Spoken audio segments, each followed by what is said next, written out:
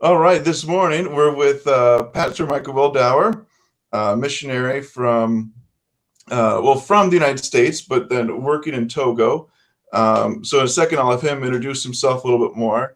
Now, Mike and I are friends back from when I was in high school, and Ongoing Ambassadors for Christ, an awesome organization where you get to tell people about Jesus and door-to-door witnessing and all sorts of other great witnessing methods.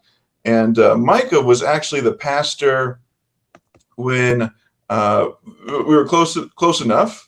Not cl- I don't, close enough isn't even the right word, but Micah was the pastor when Mrs. Miller and I got married, and you can see how old and fat I've become since that. And Micah, you still look pretty good, and Mrs. Miller, of course, looks beautiful as always.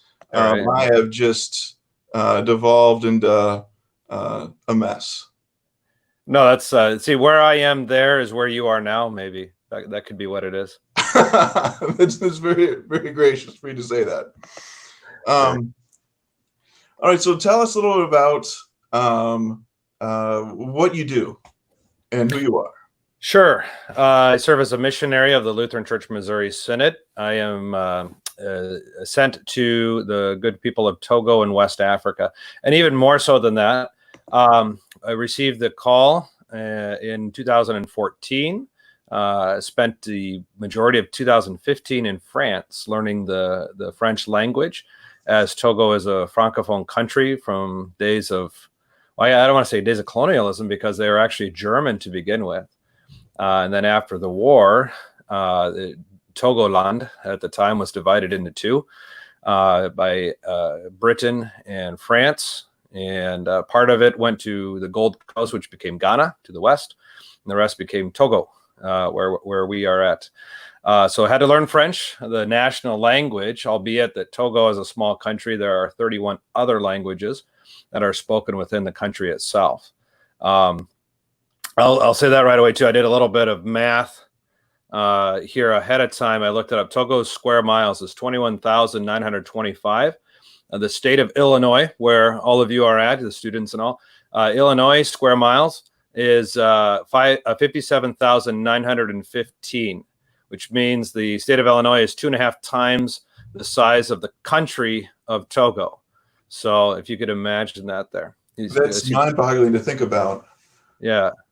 So a small country, 2.5 times smaller than the state of Illinois, and there's 31 languages. So you imagine traveling from St. Louis to Chicago, and every stop along the way would have, almost every stop, would have like a different people group and language, maternal language along the way, or possible. So, and then you have dialects and all of that too. So anyways, that's a little bit of the base where we are at. So I'm sent to Togo, northern Togo. In fact, traveling from Lomé, which is the capital along the ocean, the Atlantic Ocean, the Bay of Guinea, to the north of Togo is about a 10-hour drive on a good day on the national highway. There's one national highway that goes all the way to the north, close to the Burkina Faso border, not far from Benin to the east, nor Ghana to the west. And they're located in Dapong. Is a small Lutheran seminary or Bible college which trains men from 11 now. We just accepted a few new members, 11 different church bodies, Lutheran church bodies in Francophone Africa. And this includes West Africa.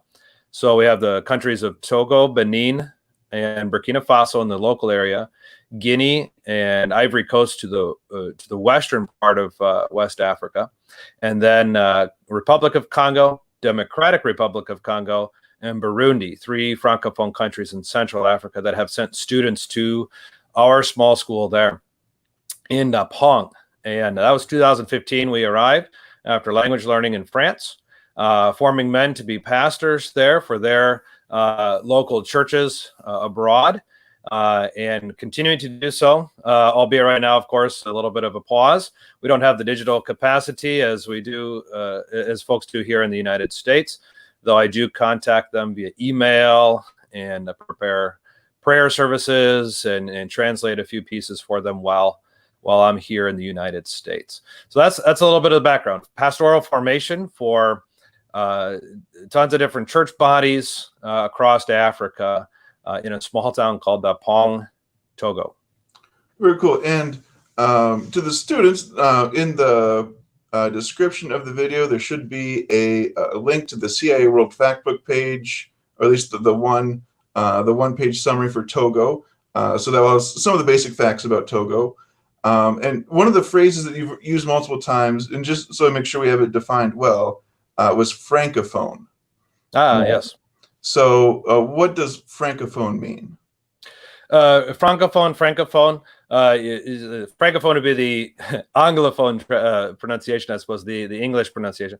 Would mean French speaking. The language of commerce for that given country is French. Does not mean that every Togolese person speaks French. Togo does teach in French, in the language of French, beginning in what would be our American grade school. So early on, not all countries do. Some wait until 5th and 6th grade until the teachers are teaching in French. So let's just say that Litchfield has Litchfield is the town you're in, if I recall, Yep. Right? And you have Litchfieldian is a language. So your teacher would teach that language until 5th or 6th grade. And then you start speaking American in the classroom as the primary language. Whereas Togo, they would begin in 1st grade.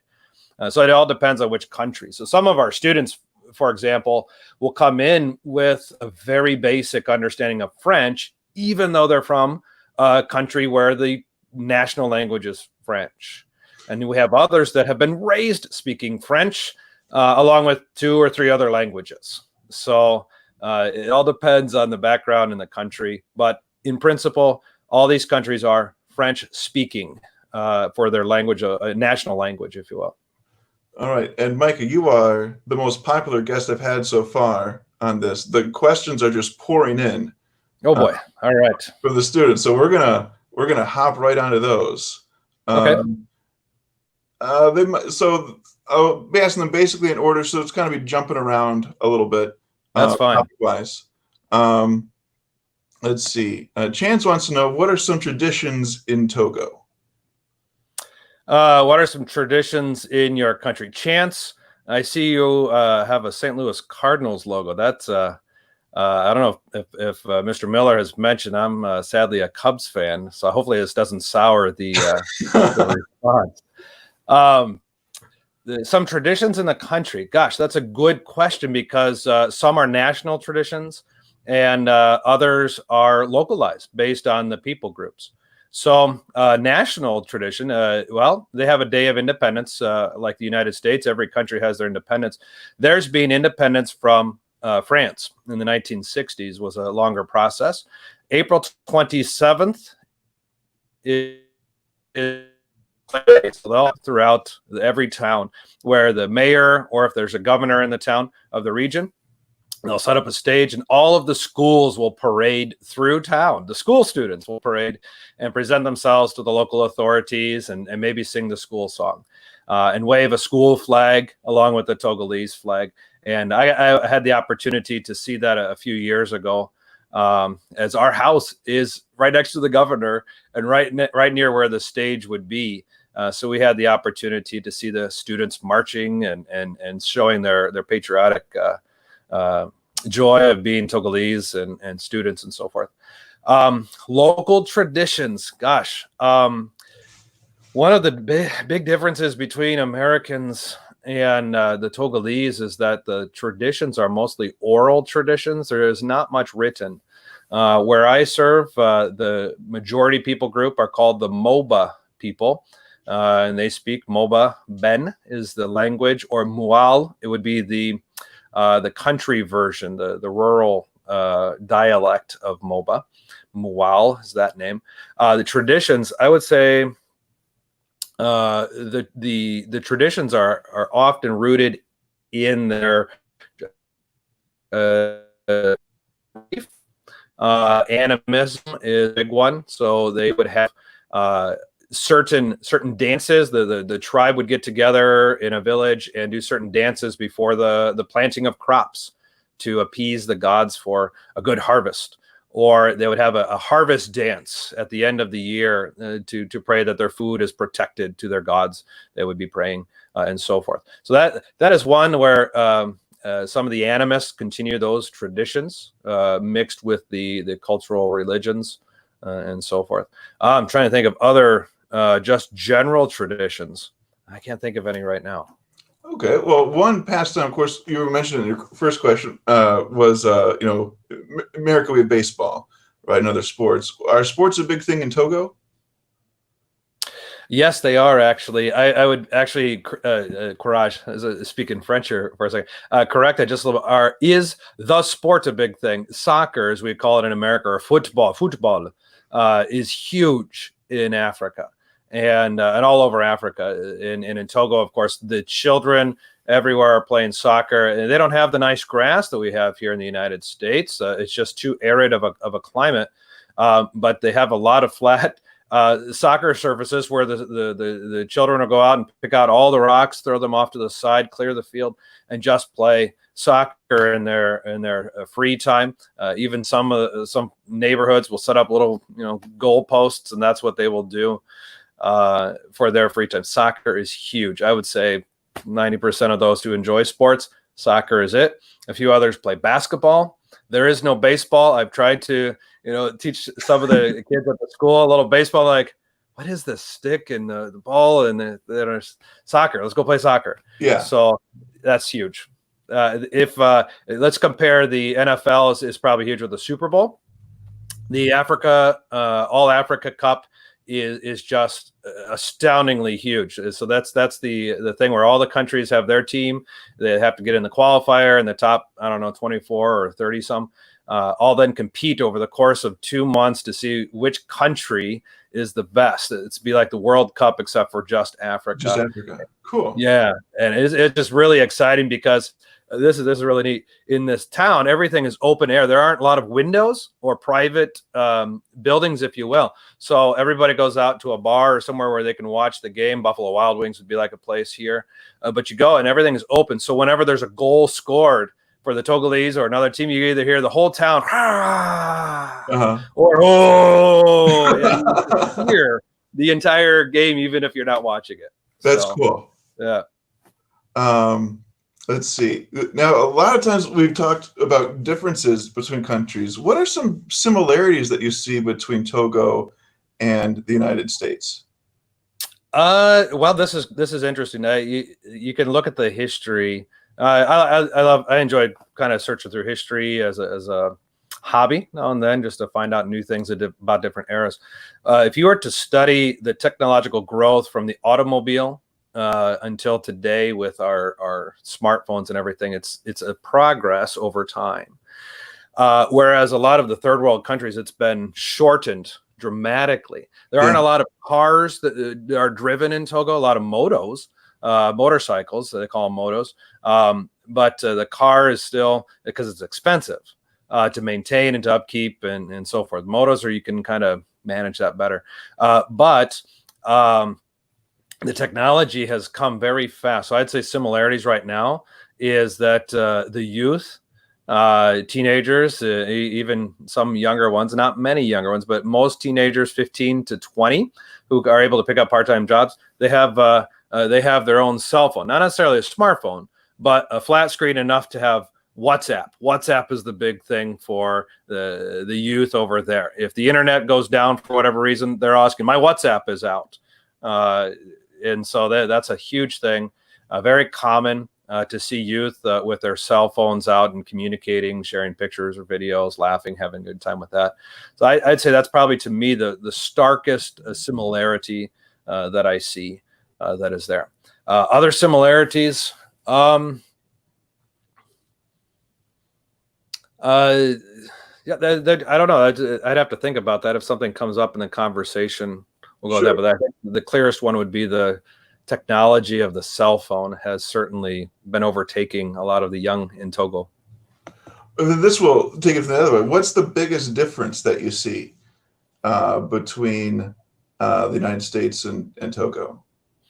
On a grander scale, the medical capacity, this is pretty much exposed here with the idea of the COVID-19 pandemic, is even though the country, I would say they shut down their borders soon enough to be able to limit a lot of the transmission. The problem being that they closed down the actual border crossings, semis and commerce, but a lot of people still cross by foot. So they've had some recent cases in Dapong. First cases in Dapong just last week, in fact. But they found out that a majority of the 5 or 6 cases, I think, 4 of them came from another country. People crossing the border at a non-border site or whatever, just crossing over by foot. You can't, you're not building walls and fences and everything everywhere, so people are crossing. So that's the medical capacity would be a big one. So being able to treat people and help them in that regard as well. But also the medical knowledge I've seen is still trying to catch up with a lot of where we're at. And obviously in America, that's always changing. But to provide the education, the upper level education for medical and general human care, I think it's a big difference right there. Otherwise, I would say the practical side of it, the sociability. We have our classrooms, we have our teams that we go and our extracurricular activities, I would say, be it band or who knows what. Over there, there's not a lot of organized activities, albeit the folks are sociable. Is they're always visiting, always going to other people's homes. There's not a lot of private time, shall we say, in homes. People are always just very social people. And I would attribute that to being what they call a hot temperature climate, closer to the equator. The hot temperate places, you're going to see more people being social out and about. So there's not a lot of private time, shall we say. Very different in the colder weather climate. And with the medical stuff, no, my memory could be wrong, but you and your lovely wife Robin have 4 kids. 4 children, correct. 4 kids. And she went back to the States to have one of the babies, right? Am I remembering that right? Yeah, correct. Before we left in 2014 for France, 3 months before David was born, and then we were scheduled to be back in the United States in 2017 to visit the congregations and tell people about what's going on in Togo. And it actually just worked out well that she was due at the time we would have been in the United States anyways. So she came back for that reason. So we came back in accord with that. Yeah. So what are some ways that the COVID-19 has affected your Togo the most? I think, again, it kind of goes to the sociability side of it. Folks are out and about, but then trying to limit the social distancing. You think of this, take 4 student desks, and in the traditional sense, I'm thinking, I don't know your classroom setup, but take 4 desks of students and line them up. That right there is one person in the market. That's their space, maybe even 3 desks. And they are selling whatever they have brought, their specialty. Maybe they've grown a lot of yams and that's what they're selling, or peppers along with a few other spices, or perhaps they're able to buy one large sack that came in from imports. And then whatever's in the sack, that's what they're selling that day. It could be clothing, could be spoons and forks and knives, who knows? But that's their table. They have to sell, and that's their living. And if they go a week without selling anything, they're going to go hungry. So the shutting down is very difficult because you have to keep the markets open. And by market, we mean quite literally 100, 200 people there with their table all lined up in their market area in town, trying to sell what they can to make a living. They don't have storehouses. They don't have huge bank accounts where they can live for a week or two and not sell anything. So a lot of people still have to get out, still have to communicate, and hygienic conditions are difficult to maintain and so forth. So I would say, how do you socially distance when you must go to the market in order to eat at least 1 meal a day? So that's another thing too. On just a side note, on a normal day without any virus affecting it, the average Togolese where we live meals, about 1 meal a day, maybe 2, and meat maybe once or twice a month, if you can imagine that. Otherwise, in terms of the effect for the country overall, this is kind of tough to talk about because they've also implemented a curfew. So also being equatorial, the sun goes down about 6:30 every day, all year round. So my kids are having a tough time here. We're in Indiana on the far western part of the Eastern time zone, and the sunlight is still up at 9 o'clock. Like, why are we going to bed? So Yeah. very different. But they've imposed a curfew in Togo, and well, folks like to be out. That's some for the young. That's their social time. So a little bit of a difficult time with the enforcement of the curfew and things like that. So a lot of questions, not understanding why they have to do what they're doing because of the virus, and a lot of folks are asking rightly because they know what malaria is. They know what cholera can be.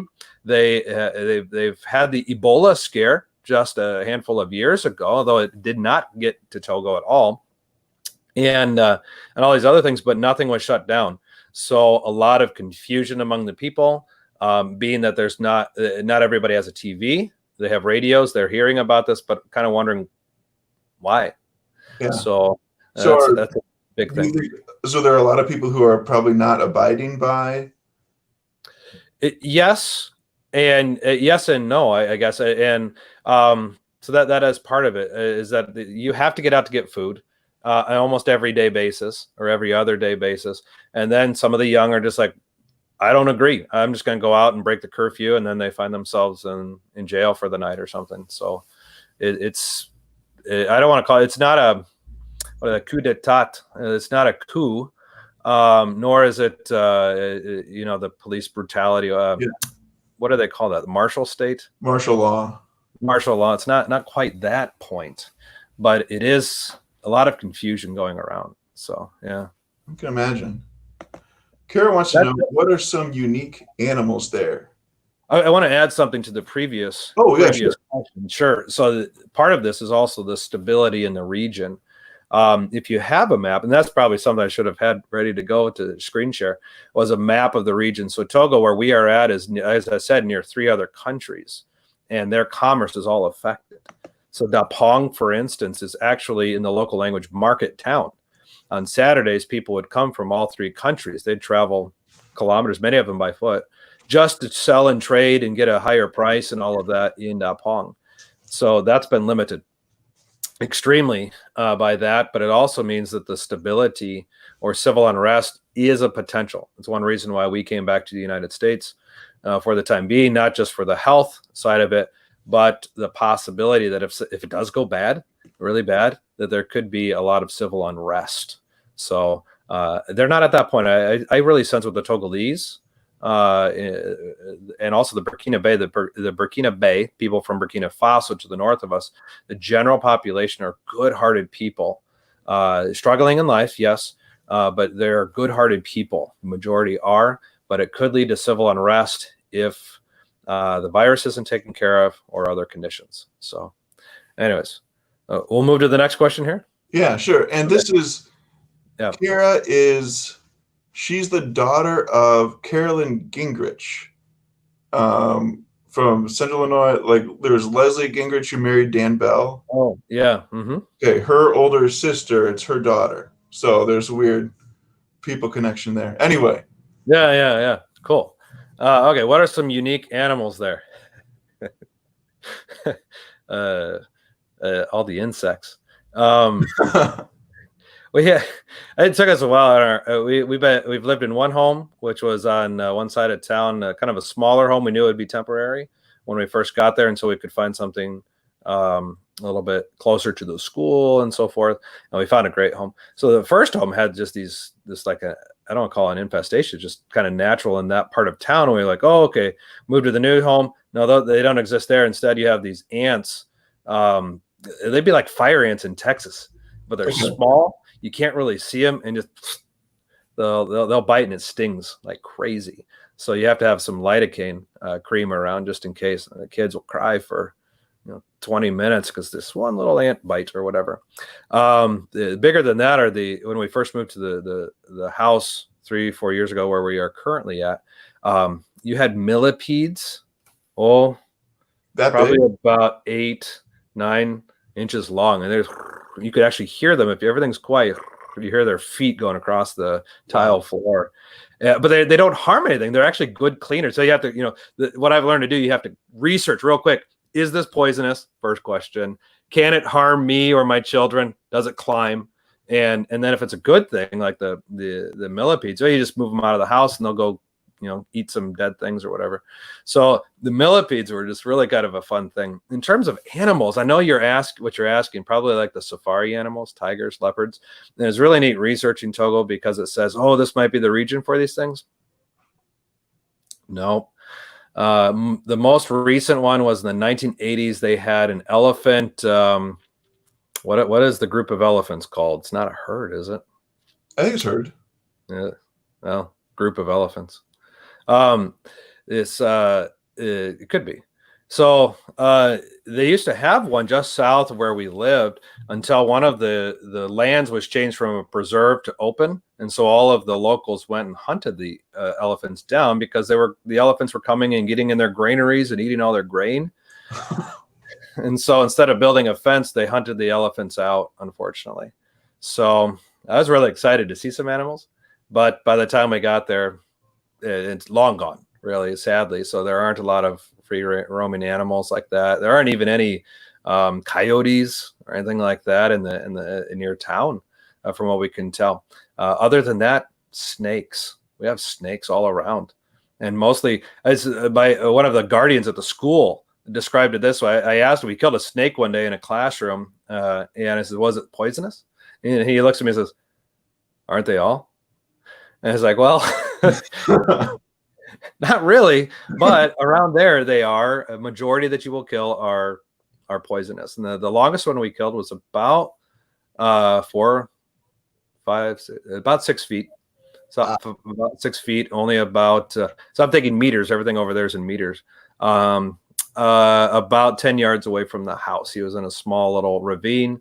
Our home guardian heard rustling, and it wasn't just a regular rustling. As we go on, he's beating away at this bush, and he's getting a snake, this huge snake out there. So, it's one of those spitting cobras too. So we're glad that he found it, and they'll spit their poison at you, and it's not a good thing. So that's one thing that we have to be wary of. Yeah, I can imagine. That the thought of having a 6-foot poisonous cobra close to my children is, oh man. Yeah. Well, I tell you what, so unique animals, instead of having certain things around that, we have a couple guard dogs. We also have what we call guard ducks. Guard ducks? Ducks, yeah. The ducks actually are pretty good at rooting out snakes, especially the baby ones, and they'll just eat snakes. It won't poison them or anything like that. They're pretty good at rooting out snakes. So we have guard ducks at our house. Wow. I need to update my ducky shirt then. Yeah. Or something. Let's see. Here's is religion big in Togo, and what are the different religions? Absolutely big. One of the things I would say that since the age of rationalism, our scientists have done really well for themselves in dividing religion from reason, or from science, or as Martin Luther would say, subjecting reason to faith. Whereas the Africans, I would say that religion and science are one and the same. So the best example that I've read and is used by so many people is the mosquito. We know that the mosquito still harbors malaria, and it'll come and just land. And these things are ninjas. These aren't like your Minnesota mosquitoes where they're huge and you see them, you're like, I killed it. Yeah. These things are ninjas. They're stealth. They sneak in, and you know you're bit until it's too late. So these things will come in, and we as Americans, Westerners, we'd say, okay, the mosquito bit me, I might have malaria.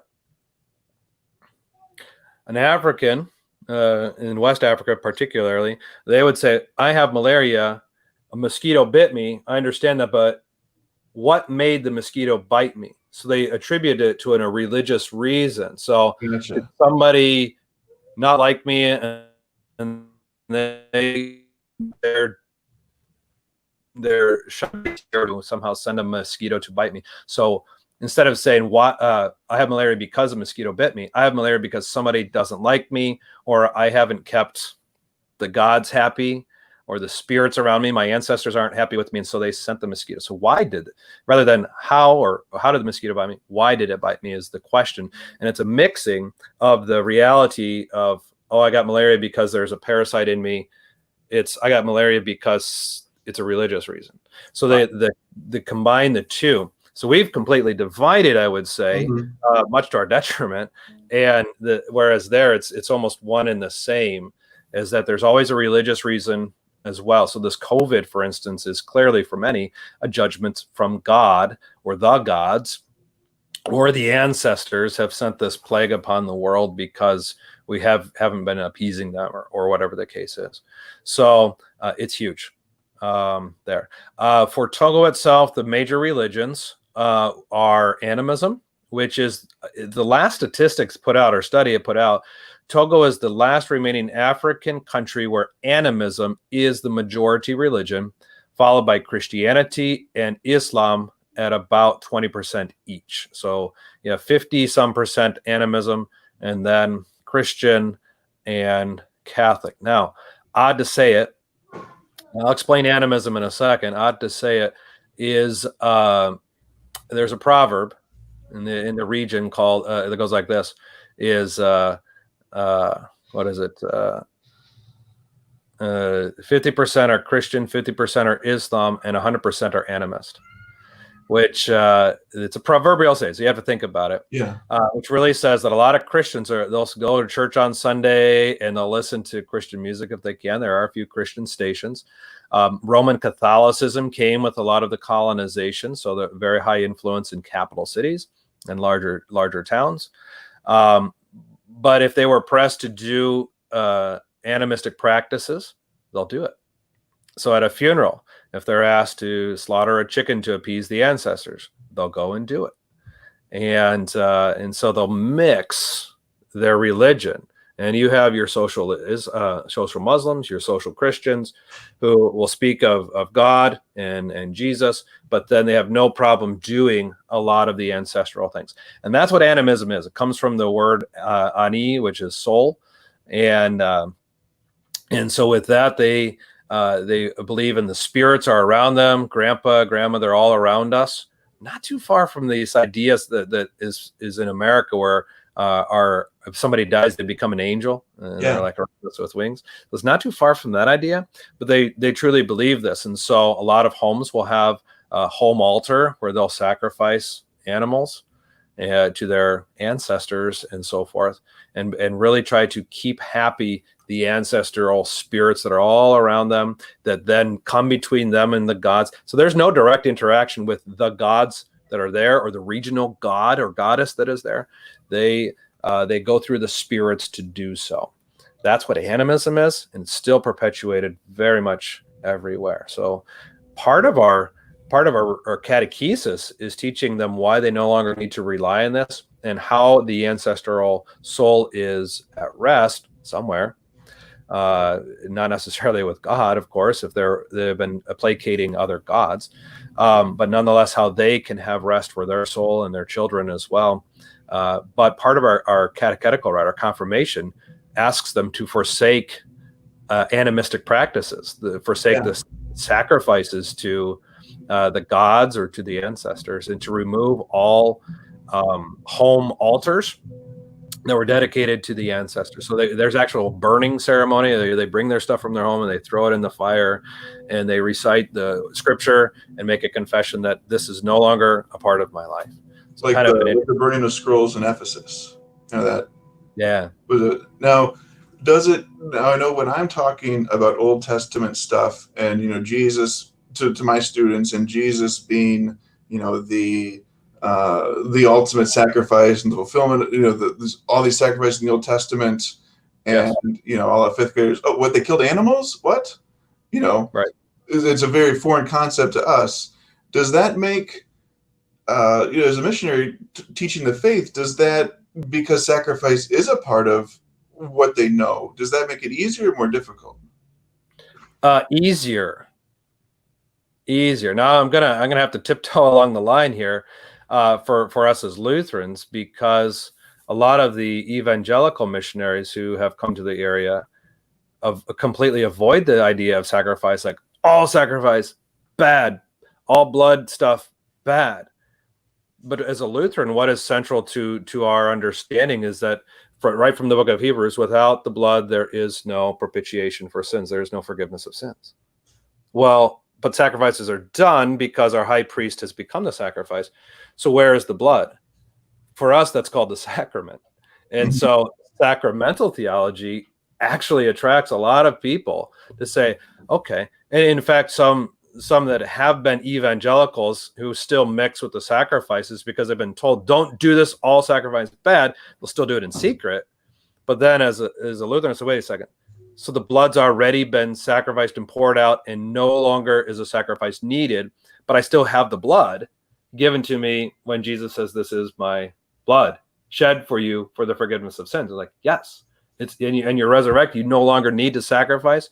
And here is the sacrament, God's gift to you, and you're at peace. And so sacramental teaching has just, it's opened the minds and hearts of a lot of our students who have been influenced by this, oh, sacrifice is bad, but we'll still do it in secret. Now they're like, oh, so there is blood still. I don't need to do the blood thing over there and not blood thing over here.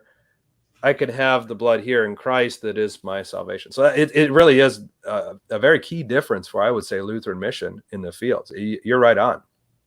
You got that idea. It's a totally different discussion. And what I always bring up with the students is in America, Leviticus is kind of a forgotten book of the Old Testament, the sacrifices for forgiveness. Sure. In Africa, it's alive and well, along with the New Testament compendium, the book of Hebrews, that talks about the blood shed once for all. Yeah, it's fascinating to talk about. Totally different conversations than I ever had here in America. I bet. Now, Amy has two good questions that are kind of similar. What's something unique, some unique things about your country, and some facts about Togo that most people don't know? Besides, of course, most people don't know about Togo to start with in the United States. Right.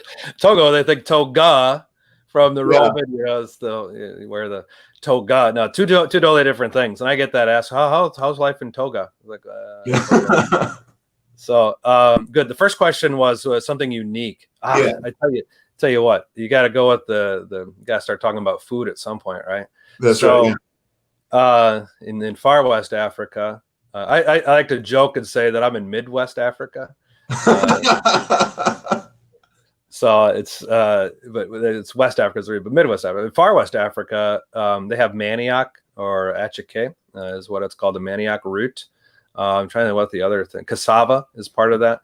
In northern Togo, we have the inyam, which is yam, but it's not the yams that you would have or the sweet potatoes you have here, but these huge tubers, and they take and they pound this into this nice paste, we call it Play-Doh. And you're like, oh, I don't want to eat Play-Doh, but it's a ball, and then you put it in the sauce, and it's normally the Piedmont, so it's like fire coming out your ears the first time you try it, but it's just delicious.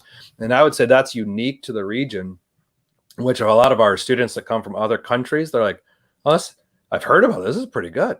And a lot of them come from the manioc regions, which is like a bitter thing. And couscous is very common, but it's the manioc makes a fine grated thing similar to couscous, but it has a nice bitter taste. It goes great with the pepper. So I would say the unique part of where we live specifically is food-wise is the fufu. It's all, not only is it fun to say, it tastes great too.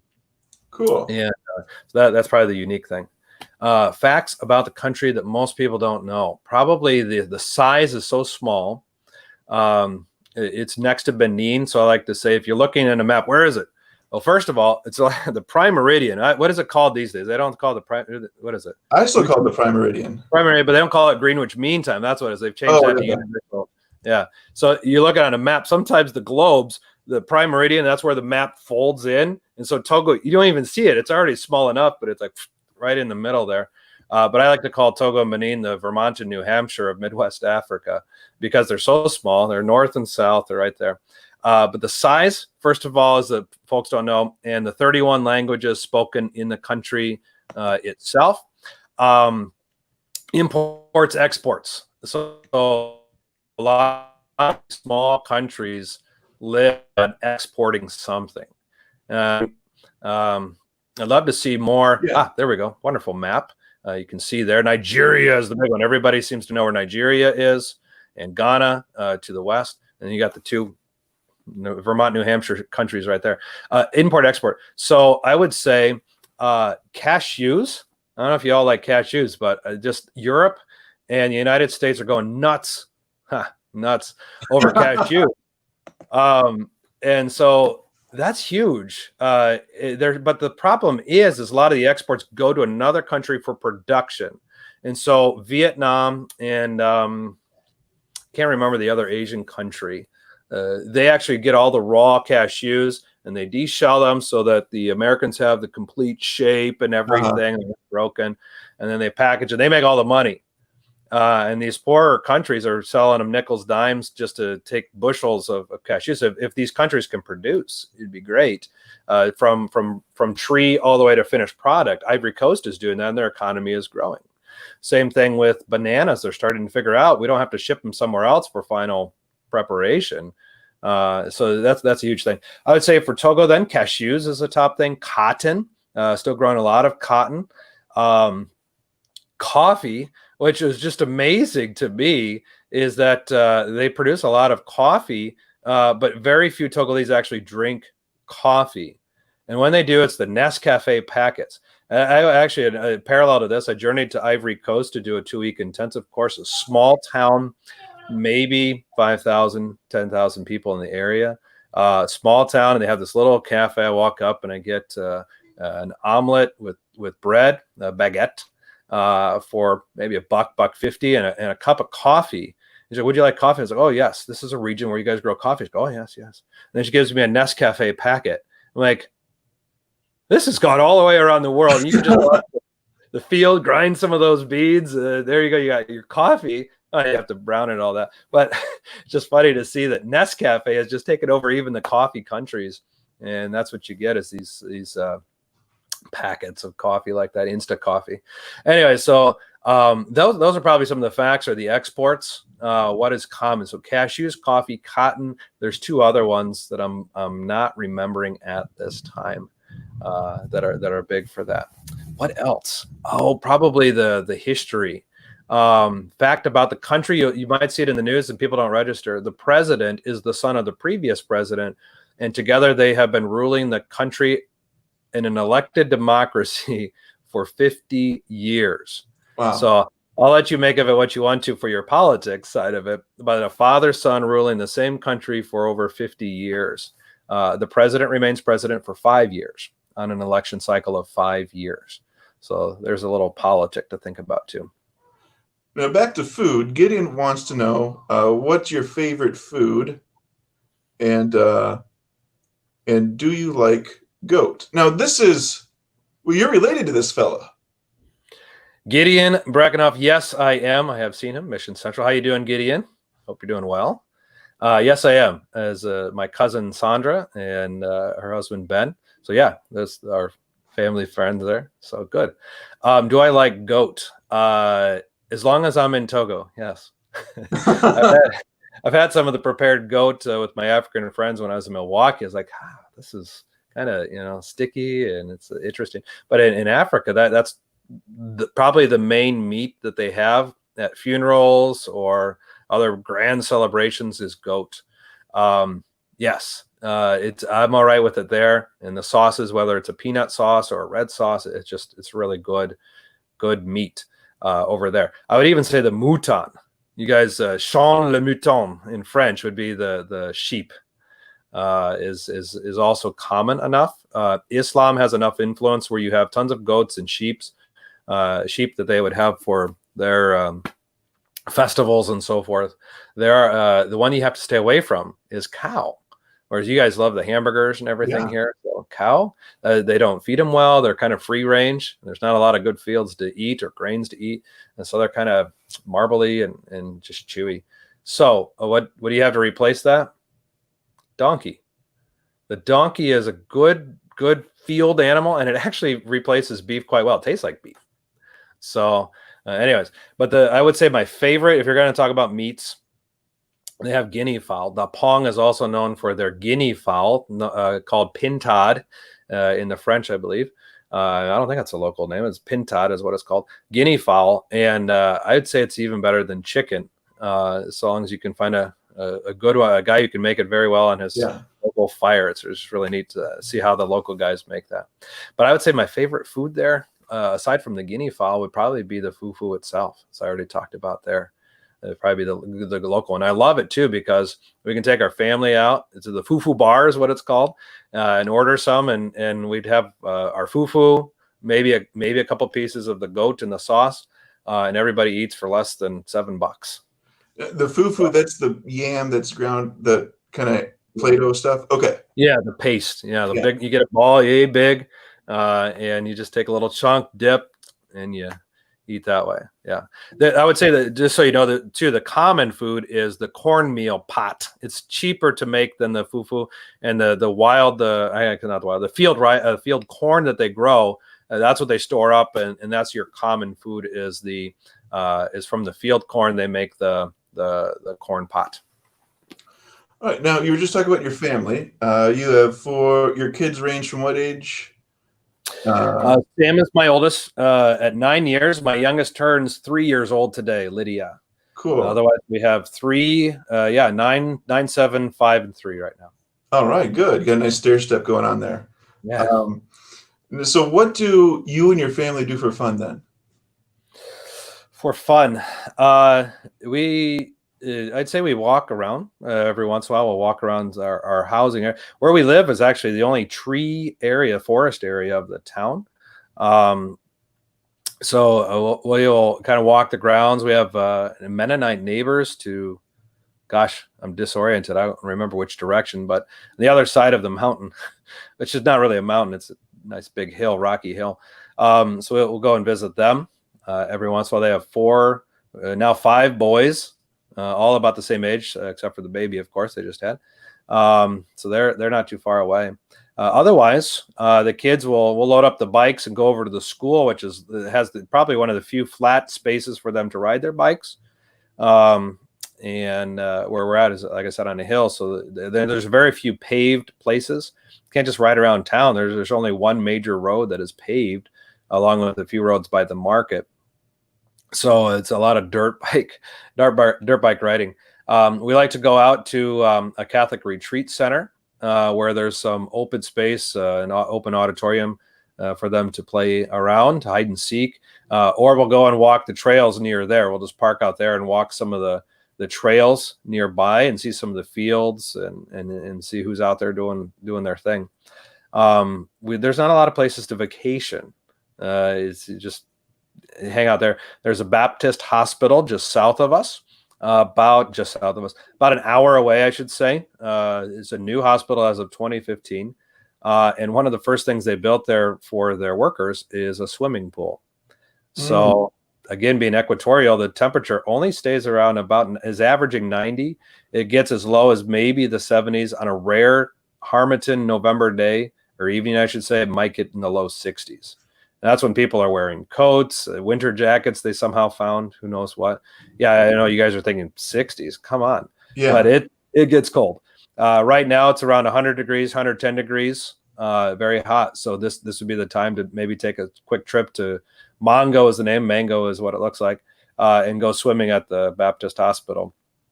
If we really wanted to, we could go 3 hours south of us for a short little trip to see elephants. They have 3 elephants, domesticated elephants, as well as a preserve where you can go on a safari truck and see some animals. It's like hide and seek safari. They don't come up and sit on your truck like in Kenya. You actually have to go out into the woods and find them. All right, now let's see. There's some good questions about being a missionary that I'll ask you in a second. Last kind of cultural-ish type question. Sure. How do people usually greet each other when they first meet in the country? When they first greet, this is great. I'm going to say in the region, because it varies by region in the country itself. The Moba people this goes back in their traditions as well. This go help to answer the tradition question. If I were to visit somebody at their house, the first thing they wouldn't even say hello, hi, how are you? They would calabash, which is a calabash cut and have a bowl, a solid thing, and they would come out with some water, and they would drink from it themselves, and then give you some water, because the ancient belief is that from water comes all life. Which, if you look at Genesis 1, isn't too far of a stretch there, so it's a great parallel. So they give water, and they drink from it first to show you it's not poisoned. It's not going to intentionally make you sick or dead within 24 hours.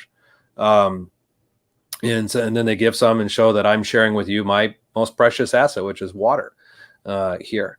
And then you sit and then you ask, how are you? How are things going? And so forth and so on. So there's no handshaking, there's no patting on the back or anything like that in the traditional sense, but a sharing of water. And after everybody has had a drink from the water calabash, then they would ask, how are things going for you? How is the family? And really an all-encompassing shalom type of thing is heart, mind, body, and soul. How are things going? And after that, in most places and in the area, at some point in the conversation, they will invite you to partake in chakpa, which also comes out of a tradition when the Catholic priests were first in the area.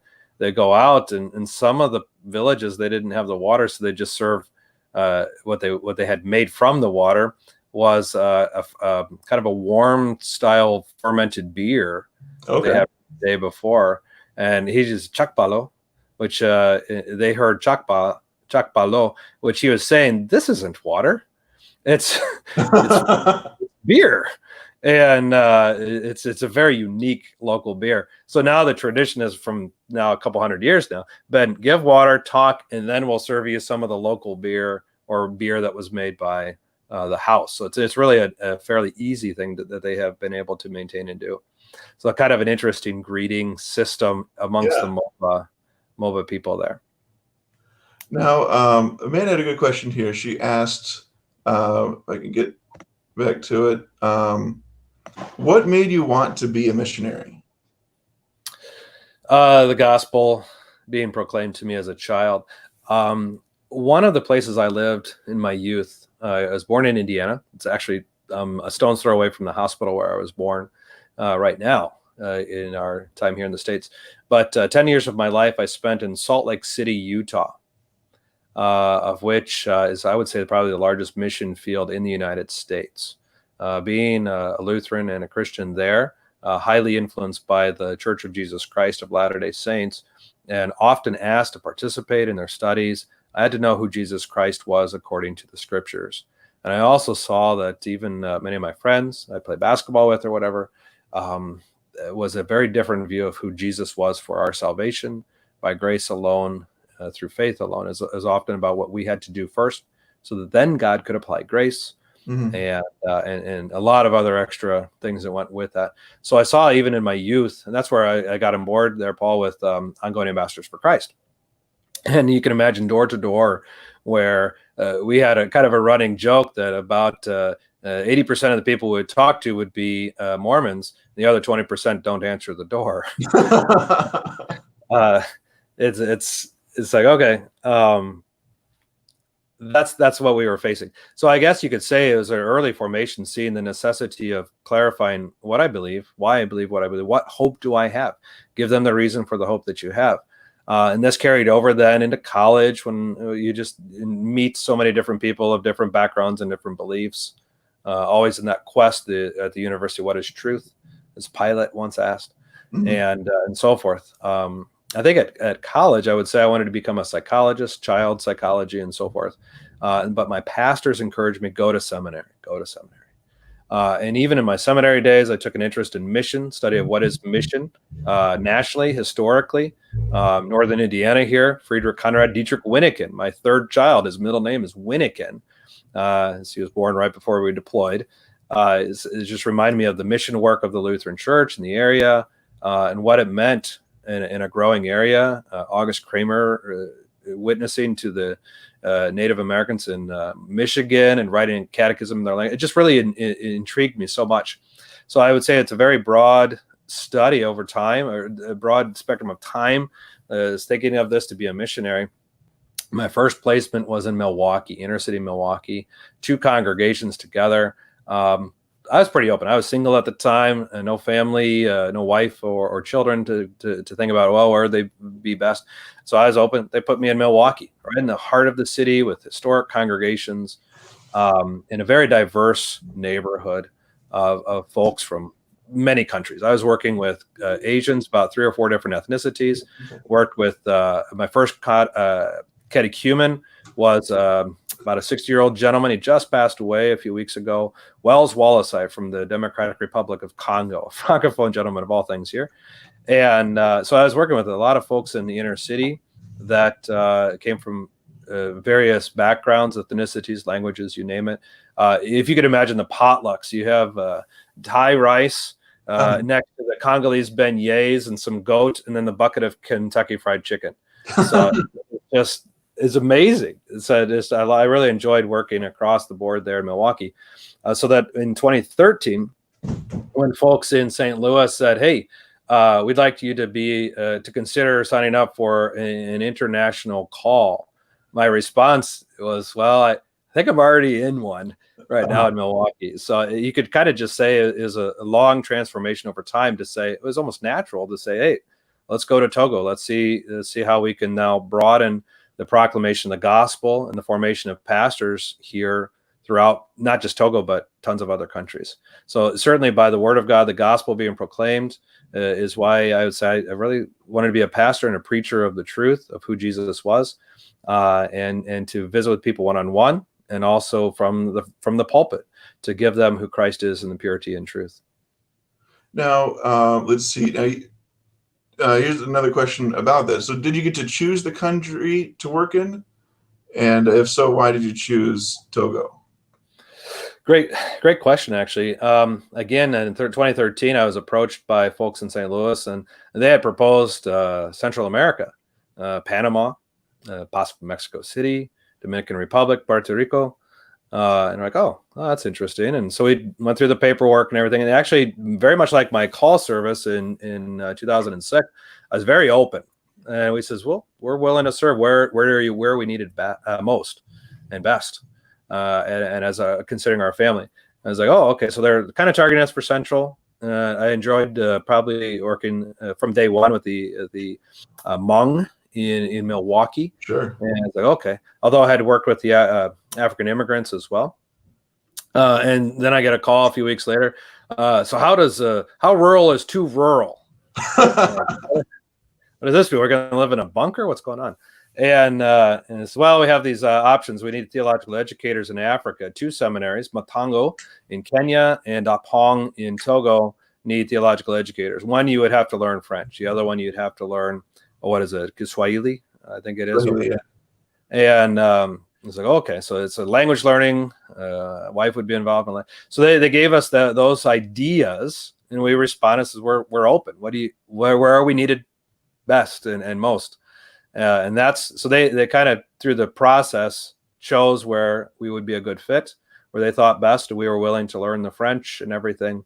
And that's how that kind of fell into place. So we could have been more specific and said Asia only, or Central, Southern America, or something, but we were pretty open. Cool. So you speak English excellently, if that's in an excellent manner. And then you spent a pretty intensive time learning French. Are there any other languages you speak? Well, besides the Greek and Hebrew for pastor stuff. Sure. I was waiting for the "Comment te llama" question there, right? Je m'appelle, moi je m'appelle Michel Wildauer. So the French, as part of that, I have my French Bible here behind me, as well as my Lutheran Confessions. The Book of Concord is right next to that here, and then I have a few of the other prayer books here. I have not learned any local languages, simply because the primary task is teaching these students that come from the various countries, each of them with their language. This is amazing to think about. We took a poll 2 years ago, I think, when we had around 30 students. It says, how many languages do you speak? How many languages do you read, and to what degree? Proficient, I can read but not speak, or I know a little bit. And out of the 30 students, we had 51 unique languages that they knew to some degree proficiency. Little ones that they could kind of make or break type of thing. 51 amongst the 30-some students, pastoral students we had.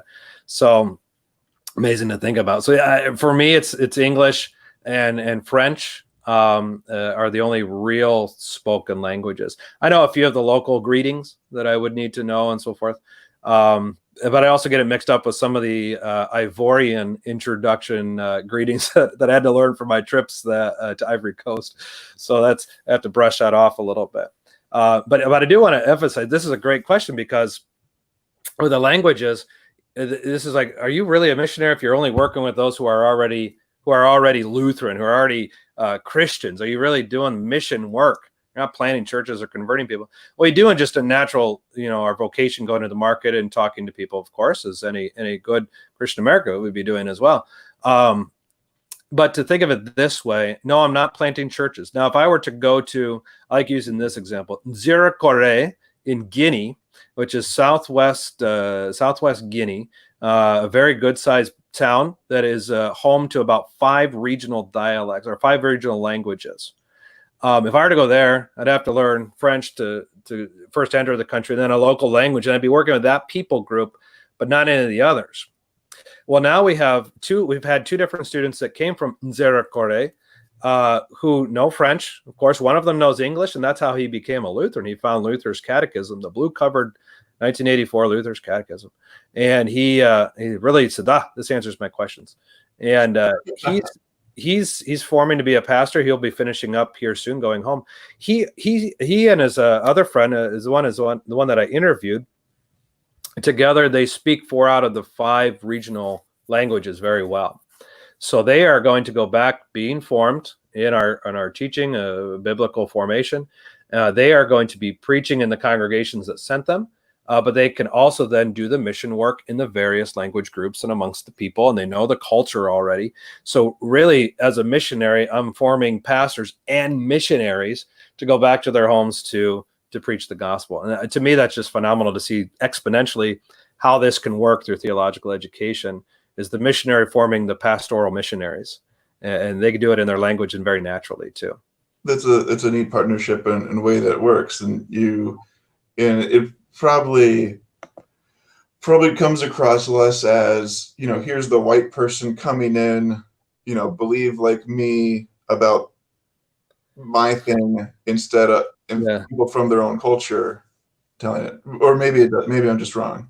No, you are correct. Is that there's the intrigue of, we want to know what the Westerner knows, but there's also the fear or the hesitation that says, is he importing more colonization ideas? Yeah.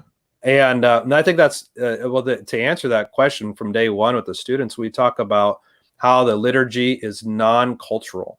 It's I don't want to say acultural. It is, but it's multicultural even too. Is that we talk about? They say, well, you're just teaching us how to worship like American Christians. I says, well, not really. Well, it's German based. You're just this German influx. It's like, well, have you guys looked at the liturgy of Saint Mark? That's out of Alexandria in Egypt. And they're like, well, that's in Africa. Well, yeah, let's take a look. Or John Chrysostom and when you see the liturgy has been used everywhere, long before Germany, long before the United States. And I say, well, the United States 300 years ago, there was really no Christian influence. 400 years ago there was, but geographically speaking. Yeah. And so you look back historically and says, wow. And one of the greater, more recent discoveries is how much influence African Christianity had on Latin and European Christianity is in the early first 500 centuries. Christianity was largest among Africans, northern all the way down into Congo, Democratic, along the Nile. You follow the Nile through Ethiopia and everything. And the influence was vast in Africa prior to the Muslim conquest in the later centuries there. So it's a kind of a rediscovery saying, wait, so we're learning what Africans already had taught and learned years ago. And they're rediscovering a lot of these things, saying that Christianity is for Africans and not just the Westerner coming in, giving us their religion, which they feel is superior to our religion of animism. So it's a rediscovery. And part of it is in how we pray, is to say, oh, some of these prayers have come from Africans nearly 2,000 years ago. Cool. Now, last two questions. First one, is there anything that kids in America should know about Togo or your part of Africa there that you haven't talked about yet? Yeah, I mean, Togo is before we jump on the plane just to go and check it out. We want to be careful with the region. Is that what I just mentioned about the 600-700s there with Islam sweeping through, and they took out a lot of history, Christian history in particular, and a lot of martyrs at that time with the sweep. It's still ongoing in the region. And to the north of us, there's a lot of that that has caused a lot of instability. Another thing is for your prayers to pray, not only for Togo, but Burkina Faso, Benin, Ghana, in that region in general. With the lockdown, one of the things that will come about, this is the rainy season, or the beginning of the rainy season, which means planting season. A lot of folks are being displaced to the north of us, and they have a lack of food. And so there is a predicted famine in place. And for those that do have a place, they could be raided or who knows what for their sustenance. So keeping that in mind, that we keep them in prayers, is that this will be a very difficult long-term result of the lockdowns and of the virus and so forth, not just medically, but of eating, famine, that they have their daily sustenance.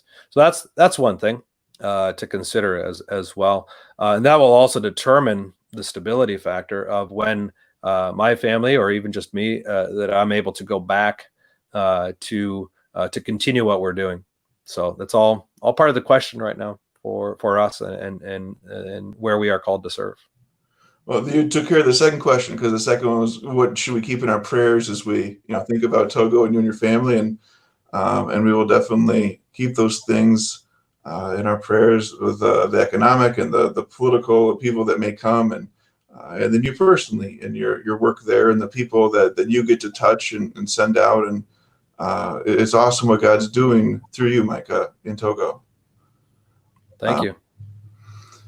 All right, well, that's we've gone past the hour mark, so we'll probably cut it off here. But Micah, thank you so much for not only thank you for being just an awesome friend and person in my life, but thank you for taking the time to talk about Togo with my students today.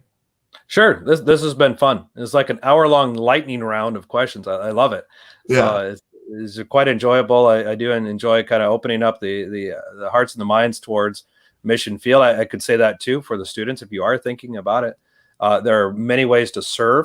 I would say right now, in terms of preaching and teaching, I really enjoy that. Church planting is a great opportunity. And globally speaking, there's always the mission field, and it is huge. There's always going to be a need for preaching the gospel, not only for us today and to save people today, but for the future generations. And I love that too about serving where I am, and where you as well could serve someday, is that you're preparing for future generations to carry that message that very well might come back to North America someday in 100 years, 200 years, to bring the gospel back to those who have not heard it. So to think about that yourself is to think, well, how can I serve? And there's medical missions. There's a lot of other ways. We need communication specialists as well. Many ways that people can serve in the mission field. So think about that as well. And to know too, mission field doesn't mean thousands of miles away. Mission field means our neighbor and our daily vocation in simply living our life as following Christ in our daily life as well. All right, awesome. Thank you so much, Micah. Appreciate it. Yep. Godspeed to you all. Enjoy your studies.